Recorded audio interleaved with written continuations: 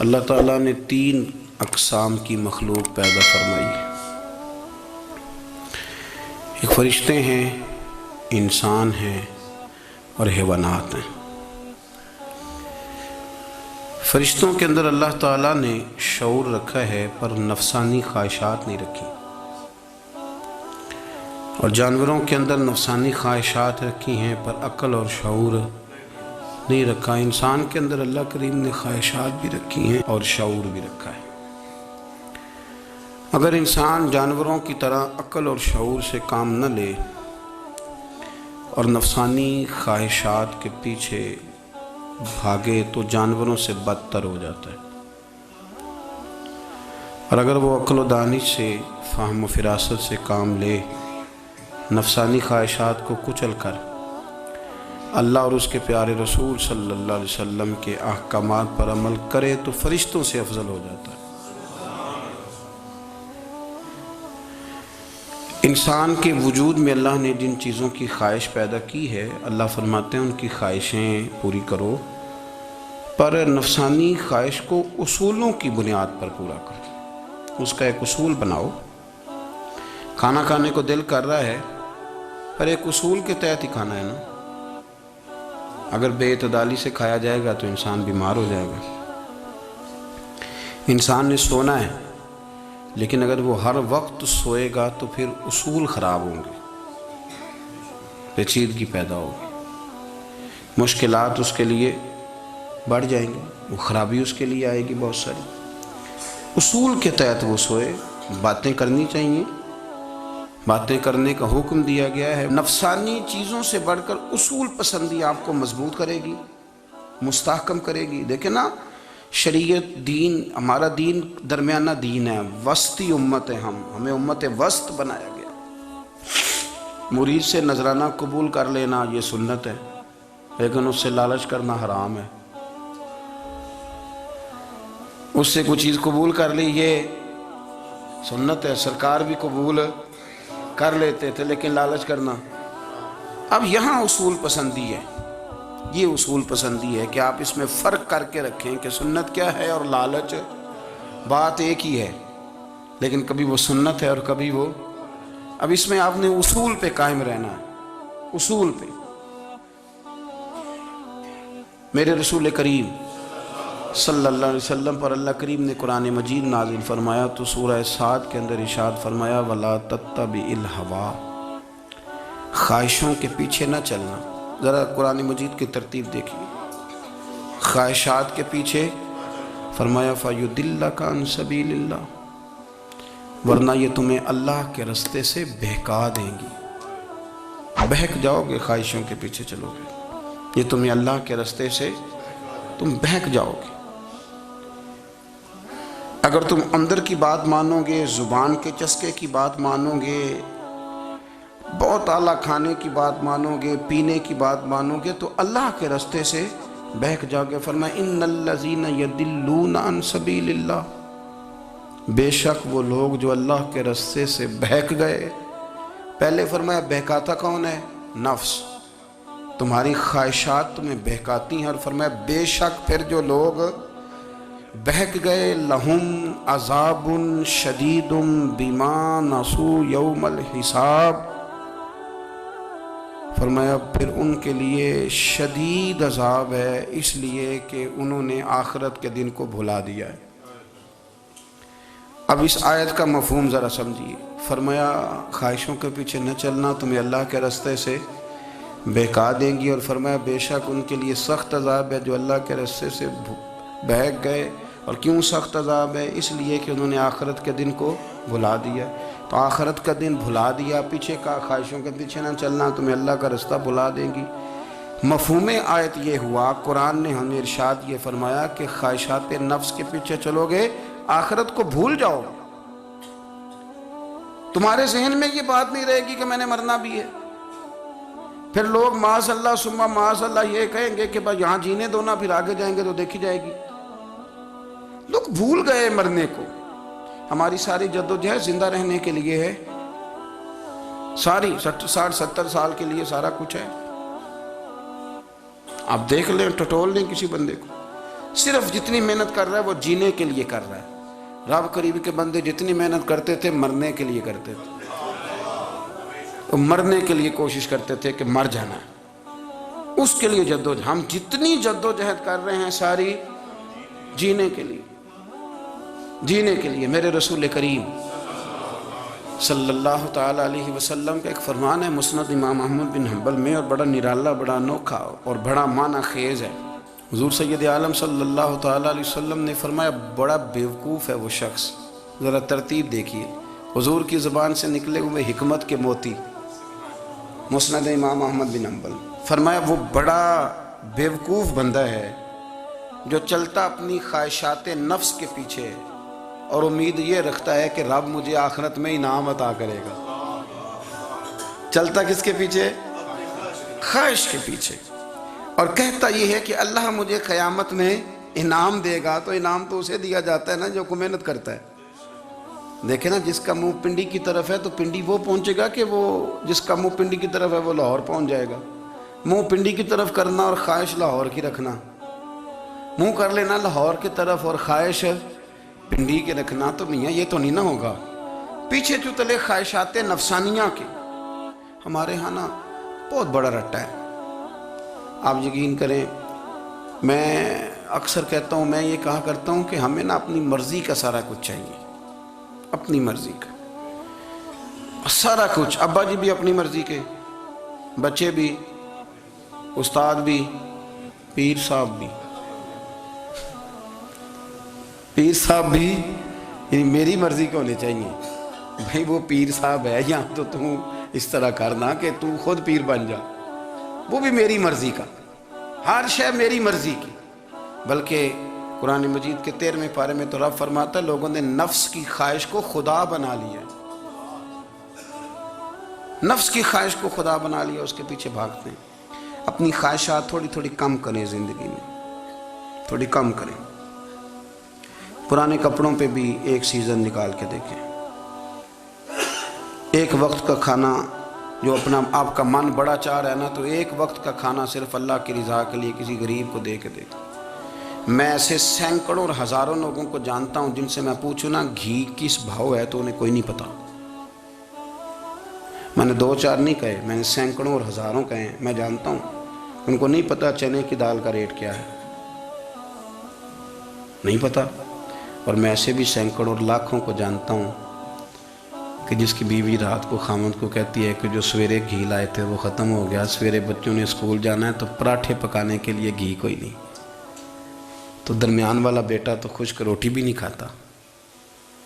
دیکھو نا، ہم سیاست کی بات کر رہے ہیں، فلانے کا فیصلہ ٹھیک ہے کہ نہیں، اور ایک ہمارے محلے میں وہ گھر بھی ہے جو سویرے یہ ڈسکس کر رہے ہیں کہ بچوں کے لیے گھی نہیں ہے، انہوں نے اسکول. یہ سارے تبصرے، یہ ساری باتیں، یہ لمبے چوڑے، یہ تو پیٹ بھر کے روٹی کھانے کے مسئلے ہیں. اگر بھوک شدید لگی ہو تو پھر بات یاد نہیں رہتی. نفسیانی خواہشات کا حال یہ ہے کہ جو نیا موبائل کا نیا ماڈل آتا ہے وہ مارکیٹ میں شارٹ ہو جاتا ہے.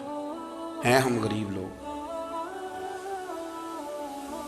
نیا ماڈل جو آتا ہے نا موبائل کا، وہ ہمارے ہاں مارکیٹوں میں ملتا نیا، یعنی پرانا ملے گا آپ کو، استعمال شدہ نیا. یہ وہ غریب ملک ہے جس کے اندر تھر میں لوگوں کو پانی نہیں مل رہا.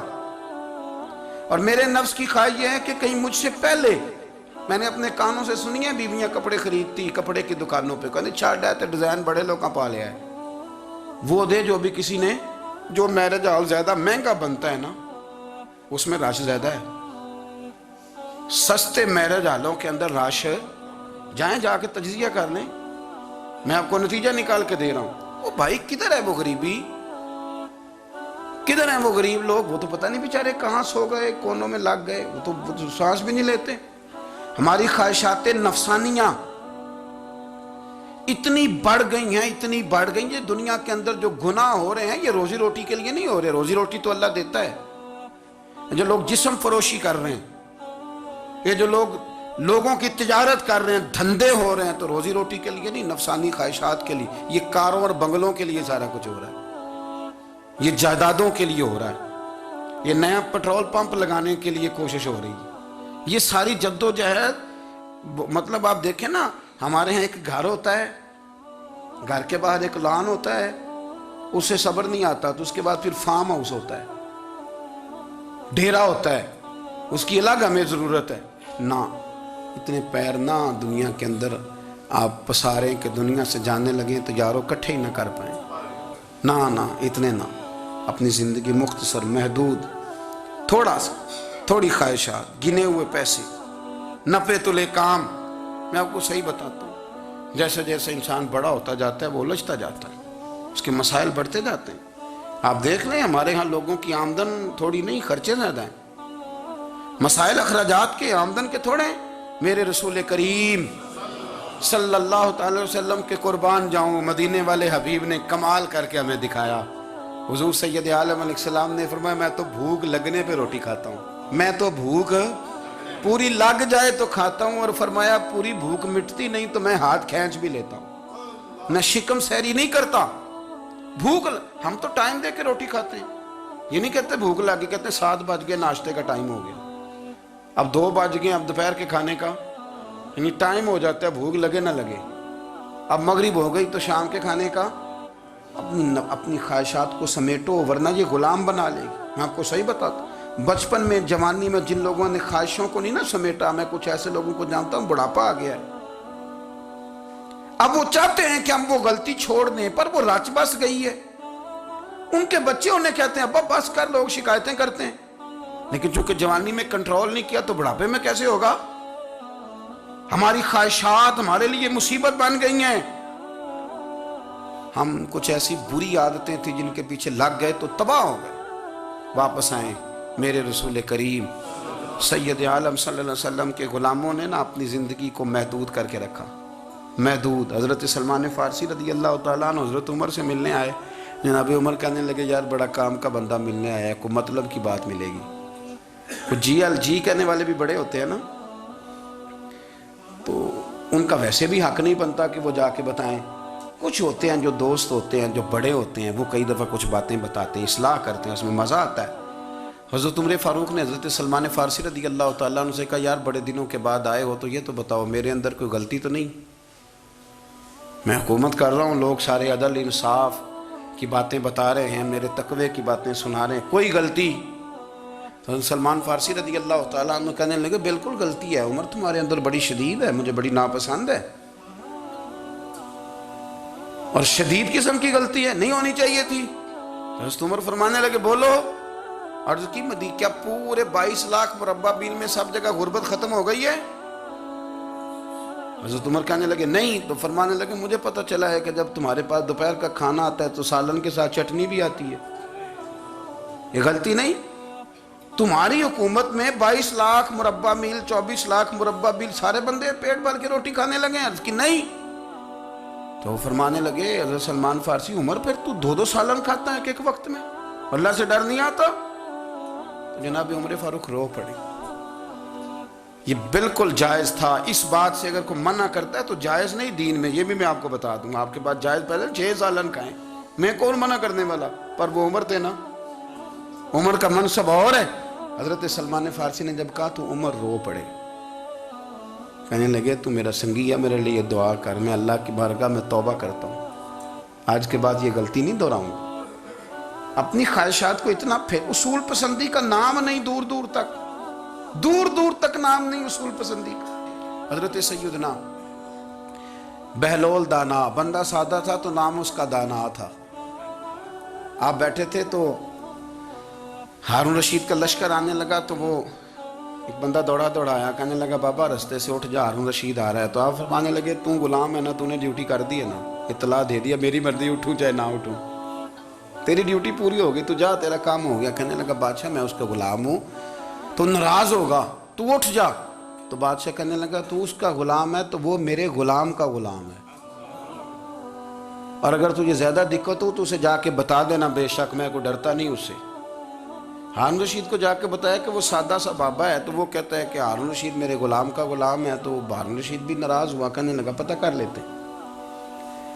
جا کے پوچھا یہ تم نے کیا کہا، غلام کے غلام؟ تو آپ فرمانے لگے بادشاہ سچ بتا، تو اپنے نفس کا غلام نہیں، تو نفسانی خواہشات کا بتا تو غلام نہیں، تو دوسرے بادشاہ کا جس طرح کا تخت اور تاج دیکھتا ہے اس طرح کا بنوا کے رکھ نہیں لیتا؟ تو غلام ہے کہ نہیں نفس کا؟ بادشاہ چپ کر گیا، فرمانے لگے تو نفس کا غلام ہے اور نفس میرا غلام ہے اور میری مرضی پہ چلتا ہے، تو اب بول تو غلام کا غلام ہے کہ نہیں؟ تو ہارون رشید کہنے لگے حضرت بہلول دنا سے میں نے کئی دفعہ ارادہ کیا کہ آپ سے نہ ملوں، پر آ ہی جاتا ہوں، پر فتح ہر دفعہ آپ کی ہو جاتی ہے، کامیابیاں آپ کو ہی ملتی۔ دوست تھوڑا نہ کہیں رکیں، کوئی ایک آدھ خواہش، کوئی ایک آدھ پروگرام، ہماری خواہشات بڑی لمبی چوڑی، بڑی لمبی چوڑی، خواہشات کے ساتھ ہی ہم دوستی کرتے ہیں، خواہشات کے ساتھ ہی ہم رشتہ داری کرتے ہیں، خواہشات کے ساتھ ہی ہم شادی کرتے ہیں، سارا کچھ خواہشات کے ساتھ۔ سیاسی شادیاں، وہاں شادی کریں گے تو اتنا مال آئے گا، اتنا کچھ جائے گا، خواہشات کے ساتھ رشتہ داری، خواہشات۔ غریب رشتہ دار سے دوستی نہیں، خواہش نہیں پوری کر سکتا، امیر سے۔ ہر شے خواہشات کے لیبل کے اندر بندھی ہوئی۔ آپ دیکھ لیں سارے معاملات کو ہم نے اپنی نفسانی خواہش کے اندر رکھ دیا ہے، میری مرضی کے مطابق دنیا چلے تو ساری اچھی ہے، اور میری مرضی نہ سنے تو بندہ ایک بھی اچھا نہیں ہے۔ اپنی خواہشات کے چنگل میں ہم نے غلامی اختیار کر لی، صبح سے شام تک نفسانیت ہی نفسانیت۔